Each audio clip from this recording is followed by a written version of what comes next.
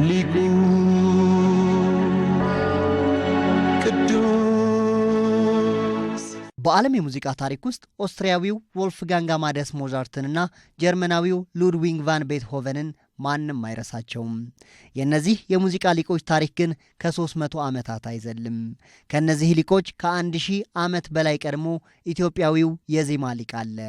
በ6ኛው ክፍለ ዘመን የነበረው ቅዱስ ያሬድ። ቅዱስ ያሬድ የዜማዎችን ከፍታ መጠንና ጥልቀትን መሰረት በማድረግ 3 ቅኝቶችን ፈጥሯል። ግዕዝ፣ እዝል፣ አራራይ።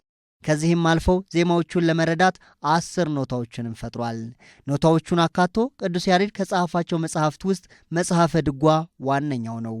ይህ መጽሐፍ ለመረዳት እንዲመች ተደርጎና ጥራቱን ጠብቆም ታትሟል።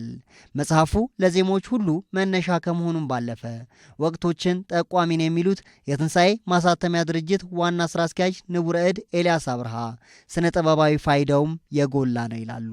በስነ ጥበብ ደረጃ ስንወስደው ከፍተኛ የሆነ በዓለም አቀፍ ደረጃ አሁን ከኢትዮጵያ ወጥተን በዓለም አቀፍ ደረጃ የመጀመሪያው ኖታዊ ዜማ ነው።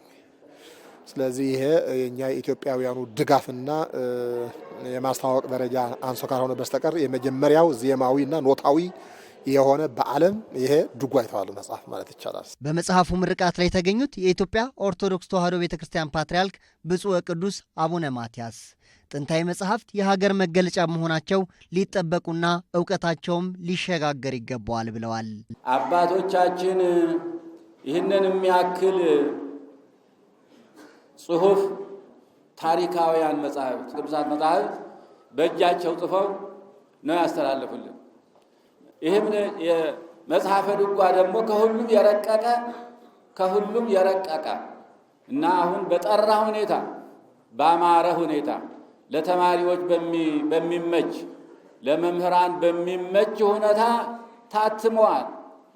ኢትዮጵያዊው የዜማ ሊቅ የቅዱስ ያሬድ ስራዎችን በተባበሩት መንግስታት የሳይንስ ትምህርትና የባህል ድርጅት ለማስመዝገብ ሂደቶች እንደተጀመሩም ተነግሯል።